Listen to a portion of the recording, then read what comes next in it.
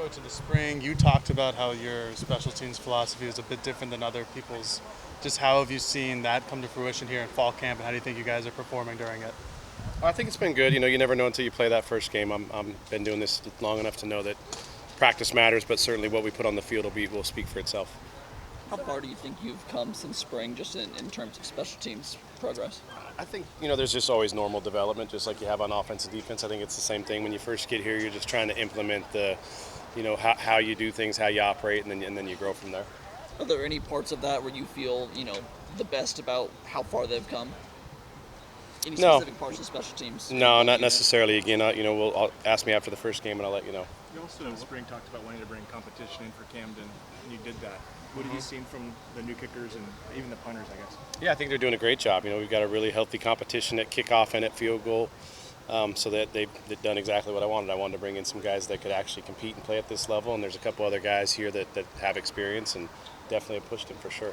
For Adam and Ross in particular, Joe, what were you selling them on? Because I realize scholarships are a little tight, and it's an opportunity to compete, yes, for a job potentially, but at the same token, they had other options in the portal. What was your message to the two of them? Yeah, I think Oregon really sells itself. When it comes to the opportunity, we didn't have a punter on the roster, so there was certainly opportunity there.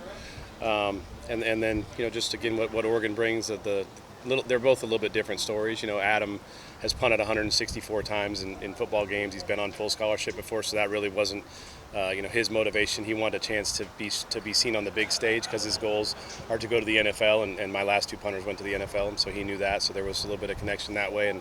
And then Ross wanted an opportunity to be at a higher level. He was at a junior college and just wanted to get around some higher level competition because he felt like that would make him better.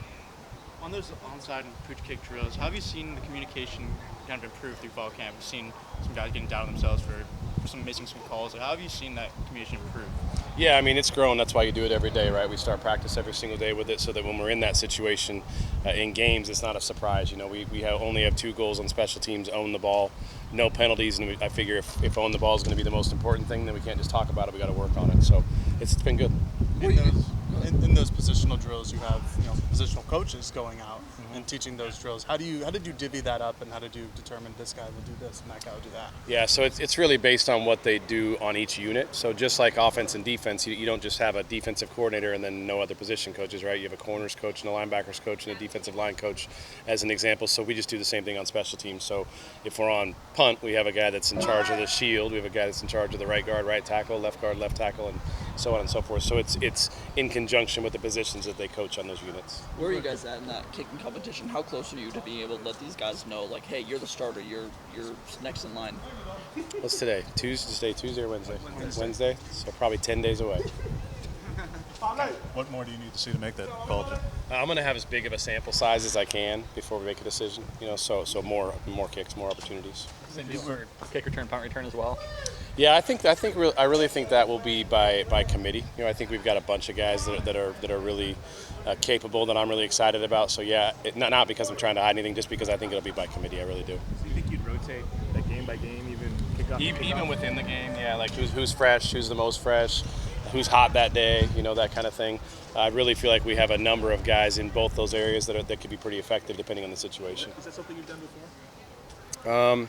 Yeah, a little bit. At Memphis, I did it a little bit. I didn't do it as much at Penn State. It really just depends on the number of guys you have that you think are capable of doing what you want them to do. How do you go about just selecting who the potential candidates are there when you get here? I mean, did you kind of look and see who'd done it before in high school, college, or what was the process of even figuring that out? No. I didn't want to have any clouded vision, so I didn't look at anything that anybody had done before. You just kind of know by the position that they play. And then talk to them. Do you guys want to return kicks? You want to return punts? And then literally the drills you guys referenced earlier, that's all charted. So every single time you catch a ball, miss a ball, don't communicate, it's all on a big chart. And then I can look at the chart and say, okay, Seven McGee is 97% own the ball. He's only had one drop all. I'm not saying that. I'm just saying that would be an example of one. And then if the next guy is 91% and the next guy is 82%, then I know that 97 and 91 are going to be my top two. You know what I mean? As long as they're capable in the other areas. You worked with Dan both at Memphis and ASU. Yep. In between, he had that short stint at Bama to make that change, and obviously Sam Houston as well. How did you see the BAM experience in particular changing? Because it's only a couple of years, but you talked about that basically being like a PhD in college football. Yeah, I think just like any coach, I think growth, as you grow and mature, probably just like you do in any business, just seeing him grow and mature and maybe see things done at a really high level and adapt some of those things to his personality already. You got to be you. He's not Nick Saban, he's not Kirby Smart. So I haven't seen drastic changes, but seen him maybe pick and choose things that I've seen things from ASU, from Memphis, stuff that from Georgia, from Alabama, and kind of bring it all together and make it your own. Having been with him at Memphis, how did you see Sophia's incident there with cancer and her bout there shape them and how she's a co-partner in all of this enterprise, and in particular at that time how hard that was? Yeah, all of our wives are. This isn't a job. This is our lives. So all the wives are very, very close. There was a really tight-knit wives group at Memphis, and when Sophia was going through her cancer, they all had different days. They would take them food over. They would get together and do package meals and those kind of things, and take her to her treatments and stuff. So it's been awesome to watch. It's been I knew Dan would be a good husband and a good father in the first place, because that's who he is, and just supporting his wife the way that I think any of us would. You talk about that kick return, punt return unit. Have there been guys that have tried to get in the conversation to be in there that you kind of weed out and you say, hey, this Yes, maybe I'm not pestered you? every day by all the defensive linemen, all the linebackers. Yes, everybody wants to be the kick returner and punt returner. So, yeah, most of them are just joking around, but yeah, everybody wants to do it. But it's got to be. We're going to put people on the field that we, number one, that we trust, that are going to own the ball and put us in good situations, and then number two, that can make plays for us. That Dan coached both DBs and special teams when he was first getting started? I'm sure he's told me that before, yes. I'm just kidding. Earlier in his life, everybody refers to him as Daniel. Mm-hmm. I heard that it may have been Graham who kind of shifted that at the college level. You were there. Was that kind of it? Did you ever refer to him as Daniel? I've never heard anybody but his wife refer to him as Daniel, so I'm not sure. I'm not sure, to be honest with you. He was with Graham at Pitt before I got with him, so it may have happened there. Have you seen Jamal or Bennett, one of those two guys, kind of take ownership of that nickel spot? Yeah, both of them. They're both. I think you'll see both of them probably play a pretty fair amount. Not to necessarily put a number on it, but maybe even like 50-50. I think they're rotating at safety some too. So they're both just really versatile players, great communicators, and I think it's in our benefit to have them both on the field at the same time. So if one of them's at the nickel, you'll probably see one at the safety, and vice versa. Who else has been in the mix repping there besides those two? J.J. Greenfield's rep there a little bit, and Kamari Terrell, young guys, rep there as well, and then Marco.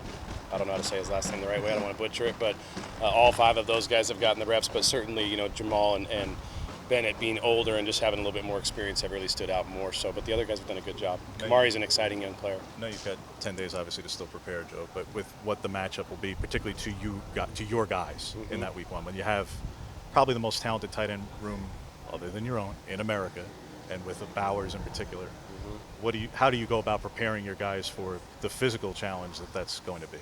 Yeah, I don't know if you can. I don't think it's any disparagement to our team to say that that's the best tight end room in the country. I think it pretty clearly is, right? I don't know if you can. You just try to create those matchups as much as you can in practice, and try to. Their guys are also receiver types. So are they a tight end? Are they a receiver? So we have a couple of the bigger guys, Kyler Casper and Chapman, that you can match them up with, and T. Ferg we can match them up with. So you try to create those matchups as much as you can in practice to play the game before the game. But I don't know that you can replicate Brock Bowers personally.